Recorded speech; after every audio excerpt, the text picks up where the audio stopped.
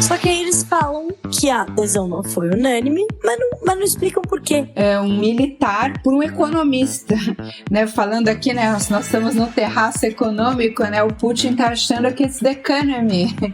Tá na Ásia, a maior fabricante de semicondutores, e tá nos Estados Unidos, a líder no mercado de chips para os modelos de inteligência artificial. Eu tô falando aqui da TSMC e da NVIDIA, respectivamente. O que significa a decisão rachada da Selic? No Terraço Cast de número 427.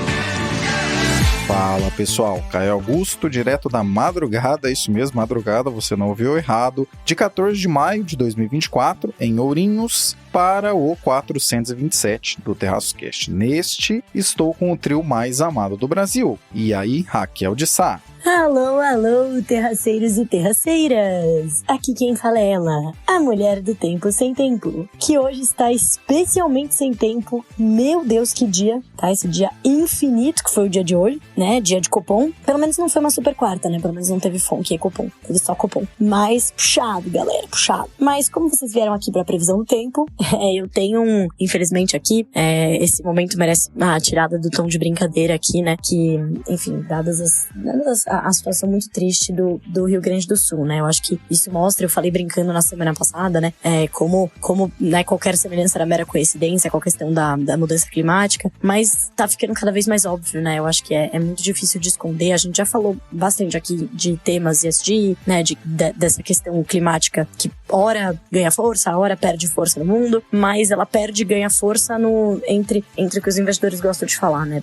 Porque na vida real ela só ganha força. Então é super importante a gente, enfim, nesse momento, né, eu estendo aí o meu pesar aí pra todo mundo que tenha tido, né, enfim, que tenha família, que possa ter sido impactado direto ou indiretamente por essa tragédia. E a gente já colocou na semana passada o link pra doação que a gente fez, enfim, que tem aqui da XP, tem diversos outros lugares, e estamos aí também super abertos aí, se você estiver ouvindo, né, for um dos nossos ouvintes, estiver ouvindo e tiver alguma iniciativa que a gente possa divulgar aqui também, para ajudar muitas famílias aí em necessidade, desabrigadas, e diversas, pelo menos nesses momentos a gente vê como a solidariedade ainda reina, né, num país como o Brasil, em que a gente vê muita gente ajudando, muitas iniciativas, então pelo menos temos esse lado bom aí de tudo isso.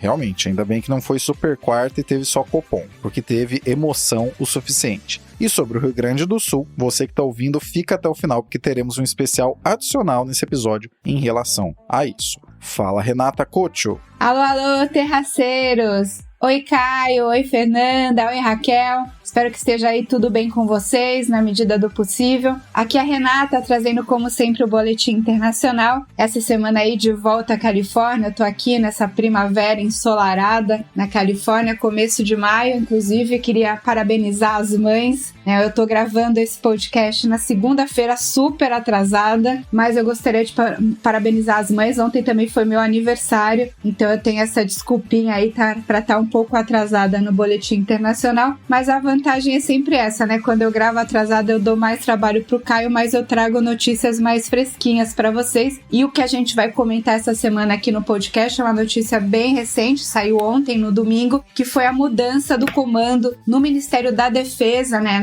No comando da defesa da Rússia, né? Da defesa ali do Putin. E eu acho que é um assunto bastante interessante, porque apesar de ser distante, parece um pouco técnico, demonstra um pouco de como é que o Putin tá vendo a guerra agora, né, que acabou de assumir o 5º mandato, faz 5 dias que ele conseguiu reassumir, e ele mudou a legislação em 2020, então ele ainda pode ser reeleito mais 2 vezes, e se isso acontecer, ele ainda pode ser aí o comandante, o líder da Rússia até 2036, quando ele tiver 83 anos. Parabéns às mães, parabéns à Renata e também ao timing, que fez muito sentido nessa semana. Tudo bem, Fernanda Pérez de Mello? E aí, Caio, meus amigos do Terraço Cast, terraceiros queridos que escutam o nosso podcast favorito, como vocês estão? Eu estou super bem. Maravilha, escalação completa na mesa. Vamos então ao 427. Raquel, em uma das mais emocionantes reuniões do Copom, pelo menos no último ano, a decisão foi a coisa menos importante. O que vale a pena ficar de olho sobre o que aconteceu e também o que vem a seguir. Mas agora vamos ao assunto do dia, Caio Augusto, que é nada mais, nada menos do que o copão. Nosso copão cheio aí, né? Cheio de novidades, né? Pelo menos ele não veio aí surpreendendo um total de 0 pessoas dessa vez. Dessa vez ele surpreendeu, gente, meio negativamente, eu devo admitir. Foi uma decisão que veio, né? Foi uma redução de 0,25 pontos percentuais. Você que tá ouvindo esse podcast, o glorioso Terraço Cash nesse momento, com certeza já deve saber que teve uma redução da taxa Selic. Se você não sabe, tá tudo bem. A Selic foi para 10,5% ao ano. Mas o destaque, ele ficou mais pro dissenso, né? Ou seja, achei essa palavra bonita, né? A falta de consenso entre os votantes, entre os diretores aí que compõem o Copom. E pela mensagem, né, do comunicado que veio meio esquisita. Porque veio um dissenso, então basicamente aí tiveram 4 diretores do Copom que foram aqueles indicados pela atual administração, né? Eles votaram para manutenção do ritmo de 0,5 e os outros 5, incluindo o presidente Campos Neto, votaram por uma redução do ritmo para 0,25. Até aí, tá tudo bem, tá? Não precisa ser sempre uma decisão unânime. Eu lembro de quando eu comecei a trabalhar com essas coisas de mercado, né? Tinha várias decisões que não eram unânimes e tá tudo bem. Mas o que foi meio confuso foi a explicação, né? Porque o comunicado, ele veio meio rock, né? Ou seja, ele veio mais rígido, né? Duro, um recado duro. Eles tentaram dar um recado duro, dizendo que o cenário mudou, o cenário tá mais incerto. Muita coisa do que a gente já falou aqui, né? Eu falei, inclusive, no último episódio, né? Pra quem ouviu. Pra quem não ouviu, corre lá, gente. Que eu detalho, né? O que o Campos Neto, ele trouxe, que foi uma mudança de cenário tanto no palco internacional quanto doméstico, né? Desde o último Copom. Que as coisas ficaram mais incertas. Então, nos Estados Unidos ficou claro que os juros vão seguir altos por mais tempo, né? A inflação bastante teimosa, os juros de longo prazo subindo, isso pressionando o nosso câmbio, que é o principal canal de transmissão que pressiona a inflação, além dos próprios juros de longo prazo, que eu sempre falo que os juros são sempre relativos a outros juros no mundo. Além disso, no cenário doméstico, a gente teve uma piora do cenário fiscal, que eles trouxeram no comunicado, inclusive mudaram o que eles estavam repetindo há muito tempo, o que eles falavam sobre fiscal. Né?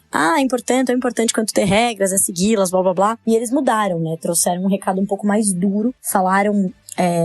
Vou ler aqui para vocês, gente. O comitê acompanhou com atenção aos desenvolvimentos recentes da política fiscal e seus impactos sobre a política monetária, ou seja, gastança sobre os juros. O comitê reafirma que uma política fiscal crível e comprometida com a sustentabilidade da dívida contribui para a ancoragem das expectativas de inflação e para a redução dos prêmios de risco dos ativos financeiros, impactando a política monetária. Ou seja, eles estão falando assim, olha, essa piora do fiscal, né? Se você tem uma política fiscal, se você continua, né, fica mudando as regras toda hora e muda a regra, muda a meta para o ano que vem, né, vai fazendo um somebody love aí com, né, a política fiscal, gasta muito além do que arrecada, tá conseguindo arrecadar mais? Tá, mas não o suficiente para o aumento de gastos. Tudo isso tá pesando sobre os ativos, tá pesando sobre a nossa moeda, tá pesando sobre os nossos juros de longo prazo. E isso atrapalha aqui a gente que tá no Banco Central tentando controlar a taxa de curto prazo para segurar os preços. E vocês estão aí atrapalhando as expectativas de inflação no futuro, que estão desancorando, né? Quando a gente olha aí pro Focus, né? Aquela pesquisa do Banco Central que é um apanhado aí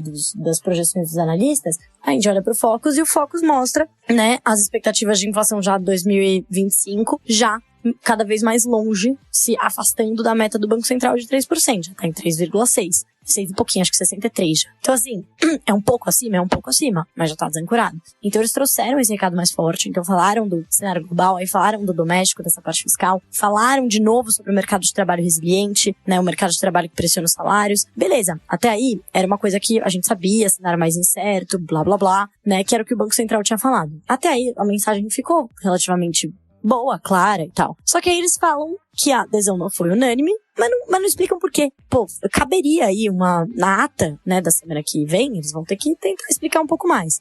Talvez no momento que você ouça esse podcast já tenha saído a ata, mas você só vai ouvir a minha análise aqui depois de um tempo. Mas tudo bem, que dá pra segurar a ansiedade, não é mesmo? Você pode ouvir a minha análise depois de outras análises.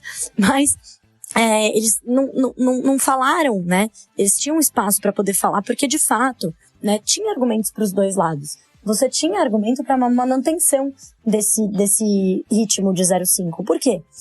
Porque mesmo que tenha o cenário externo tenha se tornado mais incerto, isso foi mais ou menos no começo de abril, no meio de abril, nos últimos 15, 20 dias, do meio de abril para cá, as coisas também voltaram um pouco ao normal. A curva de juros americana voltou para onde ela estava lá em março. O último dado de mercado de trabalho dos Estados Unidos veio mais fraco do que o esperado. A gente teve uns dados de atividade econômica nos Estados Unidos que também vieram um pouco mais fracos, que acabaram, né, até trazendo um pouco mais de fôlego, né, um certo alívio para os mercados internacionais. E a gente viu até a expectativa do primeiro corte de juros, que tinha ido para dezembro, né, de um corte, até voltar para setembro. Então, assim, as coisas deram uma voltada. E tem sinais de que, assim, a inflação, os últimos dados de inflação no Brasil, do IPCA 15, por exemplo, também vieram positivos, né, assim, no sentido de surpreenderam positivamente uma inflação mais comportada. Então, tinha um argumento, sim, para se manter o 0,5 de queda, né, mas eles não trouxeram isso. Eles deixaram um negócio meio do caminho, do tipo, tiveram 4 pessoas aqui que votaram pelo mesmo ritmo, mas a maioria votou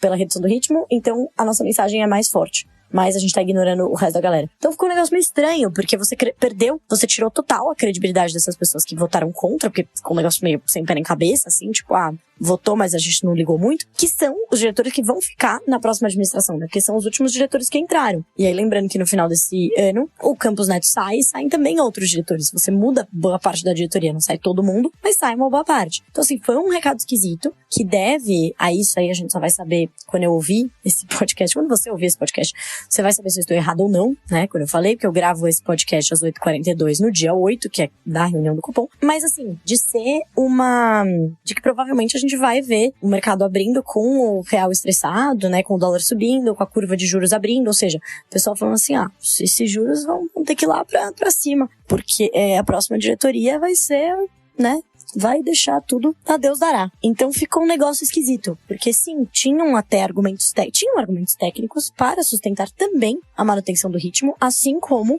a diminuição, porque está um cenário incerto. E trazendo talvez essa explicação, isso daria um pouco mais de credibilidade para aqueles que votaram pela manutenção e não simplesmente deixar ali claro que, ficou um sinalzinho de fumaça de que, isso aqui foi porque o ministro pediu. E se eles fizeram só porque o ministro pediu, o que eles vão fazer quando tiver outro presidente, né? Então ficou essa mensagem que acabou, né, trazendo mais incerteza para a política monetária. Não acho muito positivo não, tá? Mas é isso, gente. Para os próximos passos, né? No foco já tá apontando, a maioria das pessoas, dos analistas, já não tá mais esperando uma Selic que vai cair tanto. Deve ficar em 2 dígitos, né, por volta, assim, de 10%. No Focus tá, acho que 9,6%, tipo, quando é assim é porque tá subindo, né, tipo, tá subindo paulatinamente toda semana, vai subindo a mediana. E a gente deve conviver aí com juros em 2 dígitos, esperamos que eles não subam, né, pelo menos não são poucas, eu não vi ninguém ainda que tá inferindo uma elevação de juros. Mas é isso, é um cenário que ficou um pouquinho confusinho na nossa política monetária, né, gente? Brasil sendo Brasil. E é isso, comentário mais curto hoje, porque temos a participação do nosso querido âncora, falando do assunto tão importante aí do Rio Grande do Sul. Parece que eu estava adivinhando uma coisa sobre esse Copom. Na manhã da quarta, em que tivemos esse último anúncio, né, essa última comunicação aí pós-reunião do Copom, eu comentei na BMC que essa gestão do Banco Central era mais suscetível a pressões do mercado, portanto de curto prazo, do que a gestão anterior de Ilan Goldfein. Dito e feito, com o mercado pressionando, o corte veio menor do que o próprio Banco Central sinalizou na reunião anterior, mesmo com cenário razoavelmente igual aqui e lá fora. A novidade veio mesmo da decisão não unânime e absolutamente sonora. Os diretores colocados por Lula votaram por um corte de 50 basis points, ou seja, continuidade do que já estava sendo realizado, e os outros votaram por um corte de 25 basis points. Esse racha é muito sonoro por alguns motivos. Primeiramente, Galípolo, um dos diretores colocados por Lula e que se sonda ser o futuro presidente da instituição de 2025 e diante, antes mesmo de entrar, já direcionava que seria uma voz do presidente Lula dentro do Banco Central, não exatamente com essas palavras, mas com esse resumo de ideia. Em segundo lugar, porque não houve até agora explicação para essa decisão não unânime. Isso até então foi apenas citado no comunicado, como a Raquel bem contou. Em terceiro lugar, porque o cenário é basicamente o mesmo, tanto lá fora, com os juros ficando mais altos por mais tempo, quanto por aqui com o fiscal zoado. Se você ouve esse podcast pelo menos há alguns meses, também já estava a par disso, tanto lá fora quanto aqui. Em quarto lugar, porque os juros reais seguem trazendo efeitos fortes sobre a economia real, e isso se traduz em uma inflação que segue rumando para a meta quando olhamos o acumulado em 12 meses, mesmo que o Boletim Focus mostre aumentos na inflação a cada semana, se bem que, provavelmente, é ali que olham quando vão votar alguns diretores e talvez o presidente. Jamais podemos descartar essa possibilidade. E por último, mas não menos importante, Banco Central é uma instituição que está autônoma aqui no Brasil, em termos legais, há pouco tempo. E dentro dessa autonomia existe a ideia de que as decisões ali tomadas são técnicas e, ao mesmo tempo, não sujeitas a influências diretas do governante da ocasião, qualquer que seja esse governante ou a pessoa que liderar o país pelo poder executivo, e nem do mercado financeiro, mesmo considerando a forte concentração do nosso mercado e o número pequeno de players relevantes, tanto em termos de pessoas físicas quanto pessoas jurídicas aqui no Brasil. O que uma instituição em plena maturação legal, em termos de autonomia, vale reforçar, faz quando ignora o próprio desenho de decisões, já que os cenários são iguais e a decisão subitamente foi diferente e rachada, é abrir a porta justamente para a politização que, teoricamente, deveriam fugir. Transparência em discurso é absolutamente essencial para quem quer ter credibilidade. Se o receio era de termos uma próxima gestão do Banco Central tão leniente e subserviente ao executivo quanto a que assistimos em Dilma I, quando os juros chegaram a 7,25, com a inflação subindo, de maneira marretada, e depois precisamos observar a Selic em 14,25 por mais de um ano, o medo disso acontecer, na verdade, está quase virando uma realidade a partir de 2025. Isso vai só tomando contornos de certeza a cada dia que se passa. Parabéns a todos os envolvidos com uma dose extraordinária de ironia nessa frase, incluindo, é claro, aquele que se deixou fotografar em churrasco da cúpula do poder de certo governo. Independente de quão graúdo você que nos ouve agora pense ser o deslize cometido nessa última reunião, certamente a gestão de Roberto Campos Neto será finalizada ao final desse ano como uma das que mais abriu a porta para pressões que, se pura e estritamente técnicas fossem as decisões ali tomadas, jamais veríamos uma instituição legalmente autônoma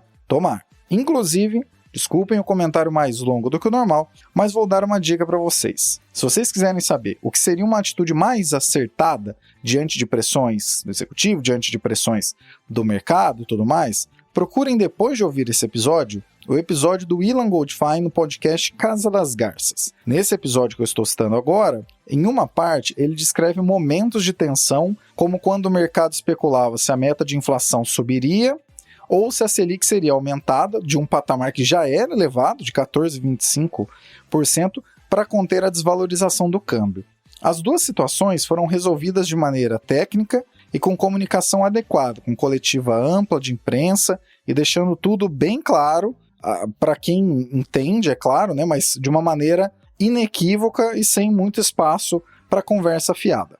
Como uma gestão séria faz. Agora ficaremos no aguardo dos mistérios das próximas decisões de Copom, sabe-se lá Deus por quanto tempo. Novamente, parabéns aos envolvidos. Possivelmente o ciclo de seriedade do Banco Central, que se iniciou com a gestão de Ilan e tanto balançou durante a gestão de Roberto Campos Neto, foi mesmo para a lata de lixo. Pode entrar novo pombinho.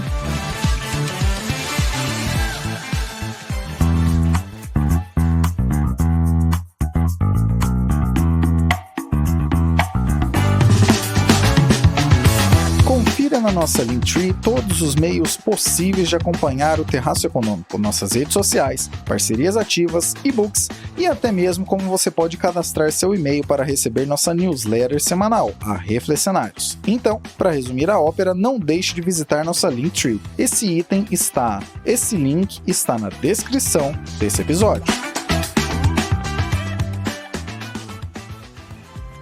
Renata com o Boletim Internacional. Putin coloca economista para tocar o Ministério da Defesa no meio do conflito com a Ucrânia. Mas vamos voltar aqui e falar, do que mudou na defesa da Rússia nesse começo de quinto mandato. Então, o que aconteceu foi que o Putin, ele substituiu o antigo aliado dele, né, o Sergei Shoigu, um militar, por um economista, né, falando aqui, né, nós estamos no terraço econômico, né, o Putin tá achando que it's the economy, e colocou o Andrei Beluzov no lugar do Shoigu.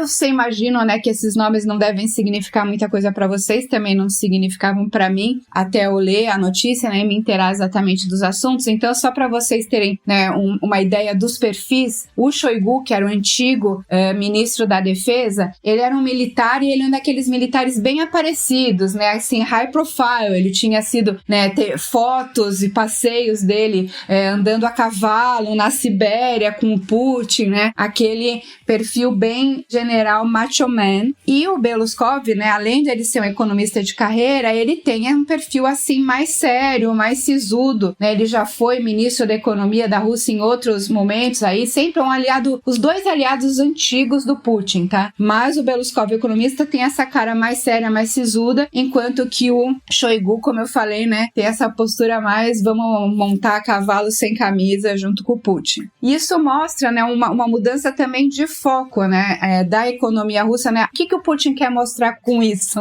Além de querer dar mais seriedade, né, para as políticas de defesa da Rússia, o Shoigu, além, né, dessas imagens aí montando a cavalo, ele também esteve envolvido aí com denúncias de corrupção. E sempre que a gente sabe, né, sempre que a gente tem uma ditadura, um momento de guerra, muitos esforços sendo canalizados para um lugar, isso acaba favorecendo, digamos assim, né, são oportunidades para corrupção, e é claro que a Rússia, né, não seria diferente. Então, o Shoigu, ele estava envolvido com várias denúncias de corrupção, enquanto que o Belousov tem esse perfil aí de ser uma pessoa mais certinha. E esse é o foco que o Putin quer dar, né? Ele quer, assim, concentrar, ele quer fazer com que o esforço de guerra seja a grande locomotiva da economia russa, e vice-versa, né? A economia, a guerra precisa da economia, né? Precisa da economia crescendo e produzindo mais maquinário e mais armamentos e munições e tudo mais, precisa de dinheiro, e, por outro lado, a guerra precisa de dinheiro e a economia precisa da guerra para levantar dinheiro. Tá nesse estado,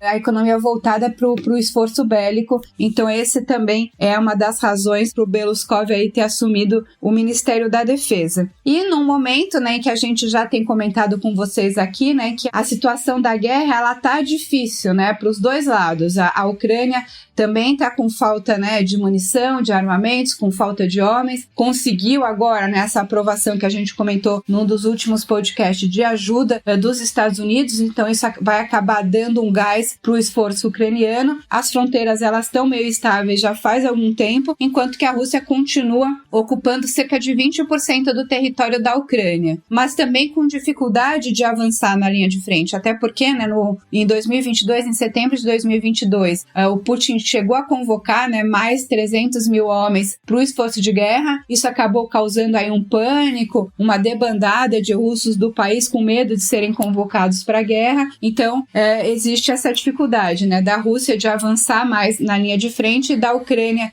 de se defender. Então, fica nesse jogo de tabuleiro, e vamos ver aí o que essa mudança na liderança do esforço de guerra do Putin vai trazer de diferença aí para a guerra, enquanto, né, nos Estados Unidos a gente continua indefinido de quem é que vai ser o líder no próximo ano. Isso também, claro, a gente já comentou bastante com vocês, vai fazer bastante diferença aí na guerra para a Ucrânia. A grande realidade é que líderes autocráticos sempre farão todos os esforços possíveis para serem percebidos como principal centro de atenção, independente da situação em que o país deles esteja vivendo. Se você acha que presidentes brasileiros dão um jeito de colocar nome na placa de qualquer situação, por mais bizarra que ela possa ser, imagina quem faz isso, quem quer destaque literalmente enquanto invade outro país e toca uma guerra. Colocar alguém menos exibido em um cargo tão importante não tem nem a ver com o interesse em ganhar eleições, né? O Putin não esquenta a cabeça com isso, ele ganha todas com facilidade, sem surpresas, no jeito que funcionam as coisas ali na Rússia. Mas isso serve para deixar bem claro quem é que dá as cartas por ali. Enquanto isso, as sanções de Araque continuam acontecendo. O russo médio não come mais McDonald's, não toma mais Starbucks e nem usa Visa. mas come Mexikavushka, usa Vizovsky, o Starbucks, eu não sei como é que ficou o nome lá, e, é claro, vende o bom e velho petróleo para todo mundo, que compra ao mesmo tempo que diz sancionar e ser contra o conflito. É tudo tão diferente, né? Mas tão igual. E um último e irresistível adendo. Renata comentou que o novo escolhido para liderar a defesa na Rússia é um economista. Se for como as últimas 2 experiências de economistas na presidência do Brasil, ambas acabaram em impeachment, fica difícil imaginar que tenha sido uma boa ideia.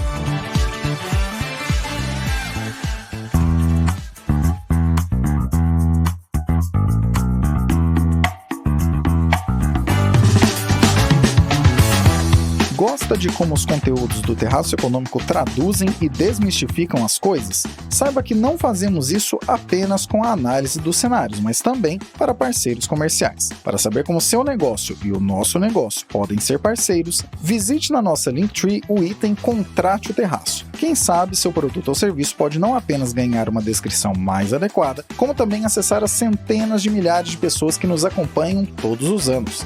Já pensou?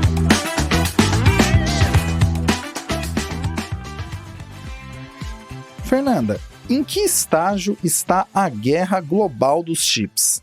Olha, fabricar chip sempre foi uma disputa enorme entre as gigantes do mercado. Mas, desde a pandemia, a gente chama de guerra dos chips, porque o que a gente vê é uma corrida entre governos. Esses circuitos integrados ou só chips semicondutores são minúsculos, mas são super precisos. O problema é que eles são complicados e caros de se produzir, então a oferta fica muito concentrada em poucas empresas pelo mundo todo. E a pandemia só piorou essa dependência, ou melhor, evidenciou essa dependência. Agora, até virou uma arma geopolítica e arma para reeleição ou eleição nos Estados Unidos, depois que os Estados Unidos começaram a restringir as exportações para a China. Mas bem, vamos recapitular se você não acompanhou toda essa novela dos chips. Por que uma guerra pelos chips? Os chips são um coração da tecnologia que está surgindo. Cada avanço da inteligência artificial, cada atualização dos veículos elétricos ou dos sistemas de orientação para mísseis dependem de chips. A maior parte da tecnologia de chips líder mundial tem origem nos Estados Unidos. E a China é o maior mercado de componentes eletrônicos e tem o desejo de que isso cresça, mas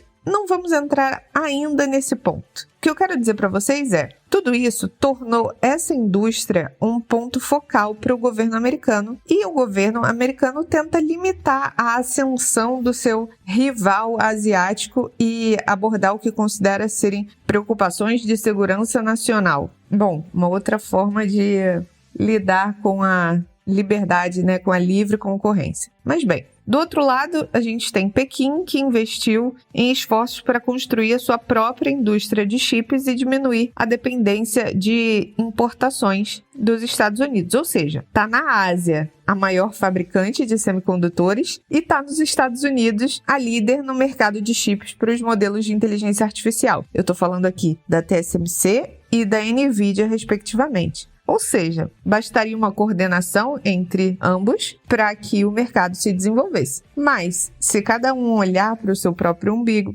e entrar numa disputa geopolítica, fica um pouco mais complicado e aí cada um vai travar o seu lado, né? O que eles têm de importante? O que os chips têm de importante? Se eu fosse explicar numa analogia simples, os chips são os neurônios desse segundo cérebro que é a inteligência artificial. E quanto mais neurônios, mais potente, mais inteligente fica a inteligência artificial. Quem controla esse abastecimento? As barreiras à entrada nesse mercado são enormes. Para vocês terem uma ideia, novas fábricas custam mais de 20 bilhões de dólares e levam anos para serem construídas e precisam funcionar a todo vapor 24 horas por dia para gerar lucro. Isso fez com que o mercado ficasse muito pequeno. A gente só tem 3 nomes significativos nesse mercado. A TSMC, que tem o T de Taiwan, a Samsung, da Coreia do Sul, e a Intel, que é dos Estados Unidos. A TSMC e a Samsung atuam como as fundições. Elas fornecem fabricação terceirizada para empresas do mundo inteiro. A Intel costumava se concentrar na fabricação de chips para uso próprio, mas agora ela também está tentando competir com a TSMC e a Samsung para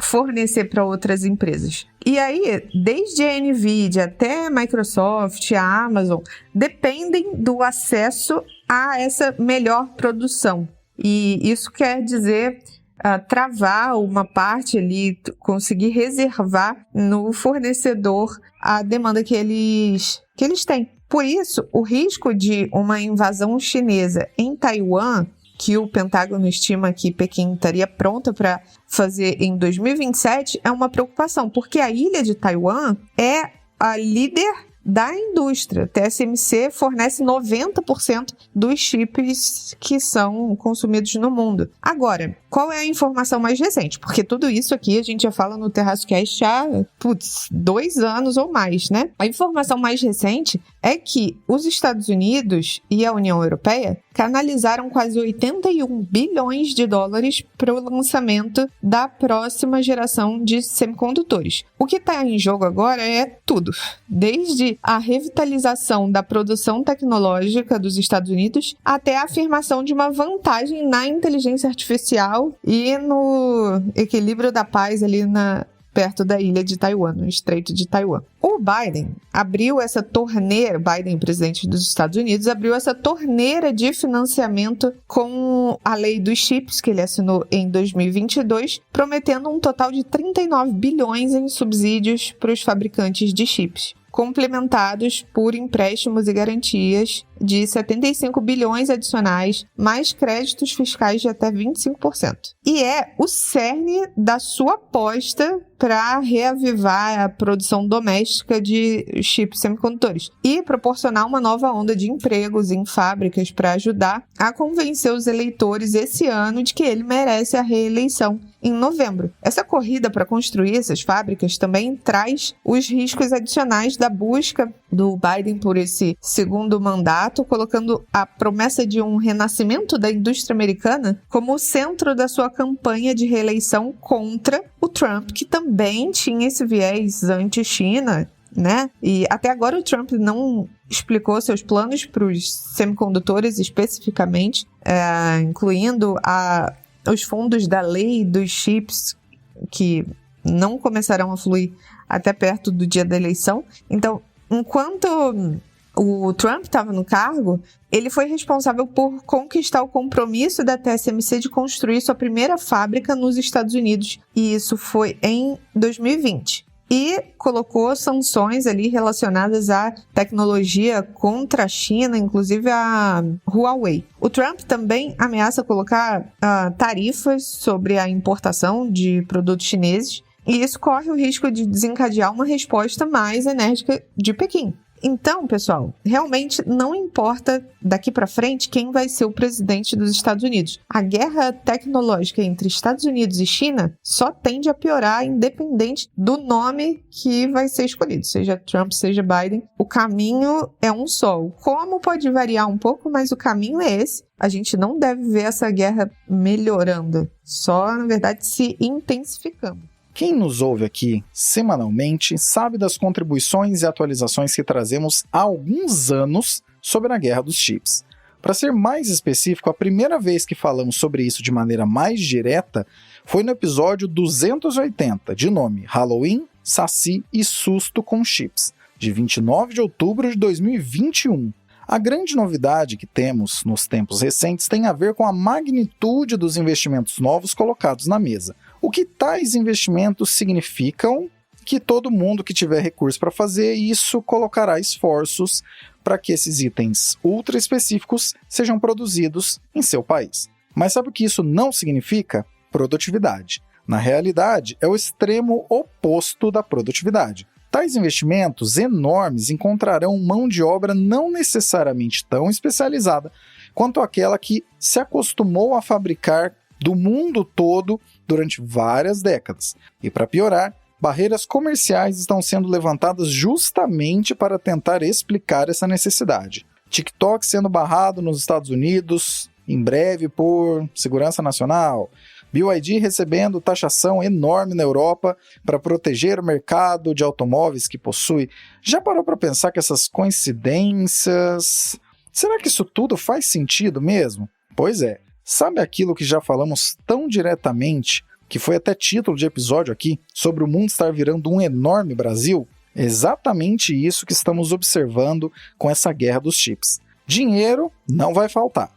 Mas quando for compreendido amplamente que isso não significa produtividade necessariamente, bilhões e talvez até mesmo trilhões de dólares já terão sido jogados pelo ralo mundo afora. E sobre o episódio que acabei de comentar, é o de número 374, de nome Mundo Virando um Grande Brasil. Vale a pena voltar lá e ouvir.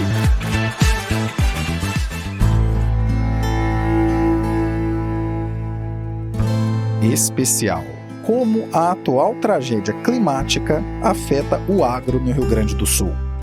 Recentemente, saiu um relatório da consultoria Cogo Inteligência em Agronegócios sobre a situação de alguns itens produzidos pelo agro no Rio Grande do Sul e o que aconteceu com tais itens. Com a tragédia ainda em andamento, os números podem sim ser atualizados. Em todo caso, esse relatório foi enviado por Caio Botelho, ao qual agradecemos imensamente, em 7 de maio, no grupo de leitores e ouvintes do Terraço no WhatsApp. Vamos aos dados. Soja. Rio Grande do Sul é o segundo maior produtor do país. E quando o evento climático começou, 70% da safra já havia sido colhida. Sobre os 30% restantes, na data do relatório ainda não havia precisão do tamanho da perda, mas esses 30% de produção do Rio Grande do Sul são equivalentes a 5% de toda a produção nacional de soja. Arroz. Rio Grande do Sul é o principal produtor do país. 78% da safra havia sido colhida até o momento da questão climática começar. Essa informação que eu vou falar agora não estava no relatório, mas uma nota liberada por associações de produtores de arroz do Rio Grande do Sul dias depois direcionou que não haverá risco de desabastecimento de arroz no mercado nacional, porque o colhido até então é suficiente e também porque serão realizadas importações para complementar a oferta. Em todo caso, até que saibamos o tamanho da perda e como é que ela será complementada por importações, os preços seguirão com pressão altista nos supermercados do país todo.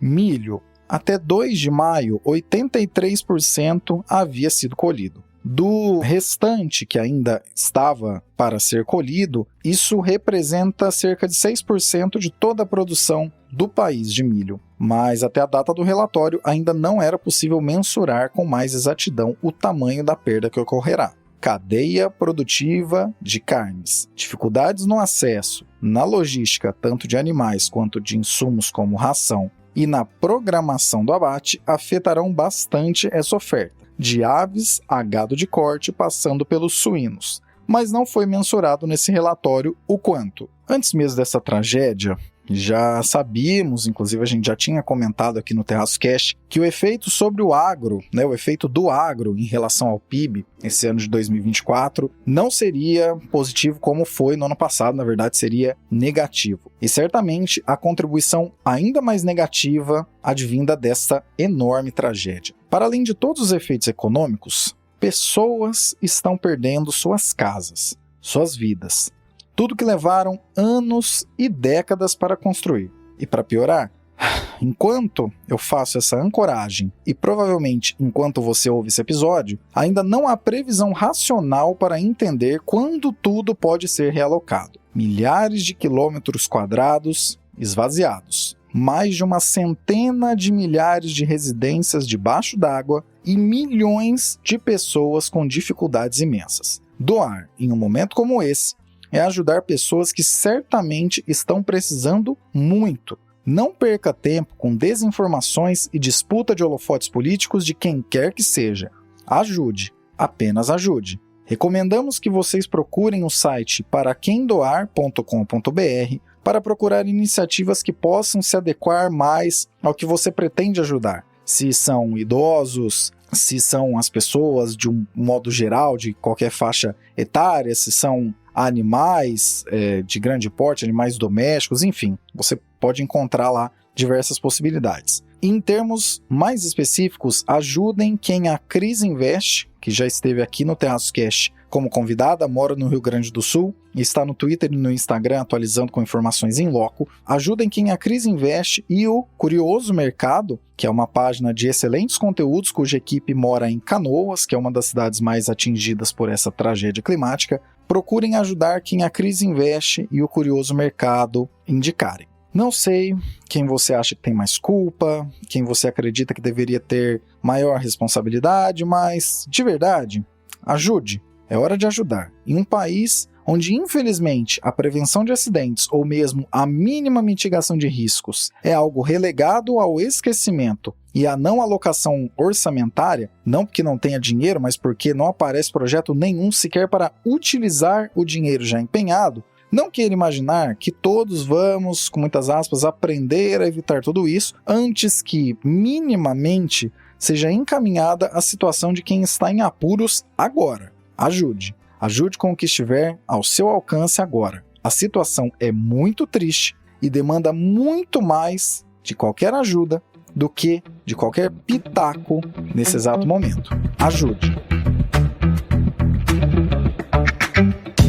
Após esse adendo especial, vamos nos despedindo do trio mais amado do Brasil. Aquelas que sempre trazem análises simples, mas não simplistas. E o fizeram novamente neste 427 do Terraço Cast. Obrigado, Raquel. É isso, pessoal. Mais uma vez, aguardando ver se eu estava certa. Eu estava parcialmente certa aí, né? Eu não lembro muito bem se eu falei que ia ter dissenso ou consenso, confesso. Na votação aqui na minha equipe, né? Eu votei para um consenso. Eu achei que eles não iam ceder, mas eles cederam. Então, eu perdi, né? Os diretores cederam ali a pressão política, né?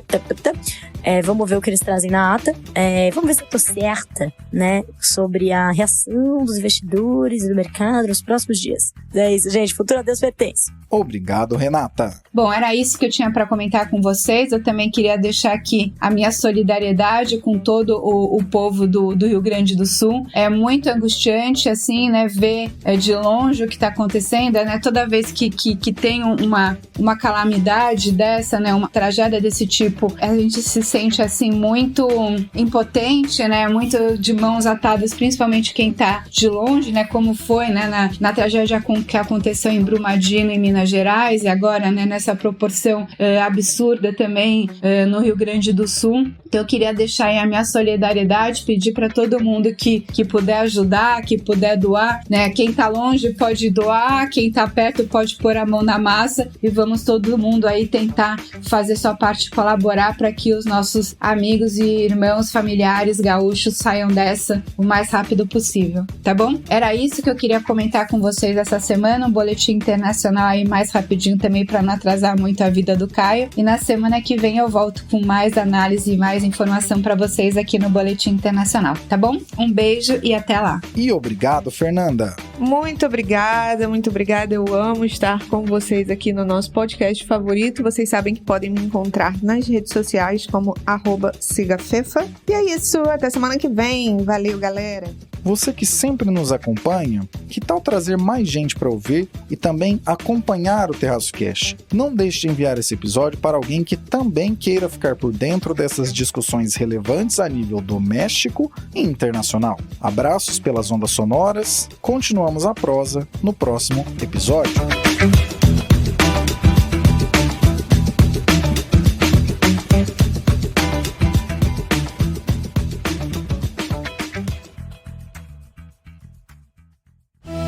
Este episódio foi editado por Atelas, soluções em áudio para podcasts.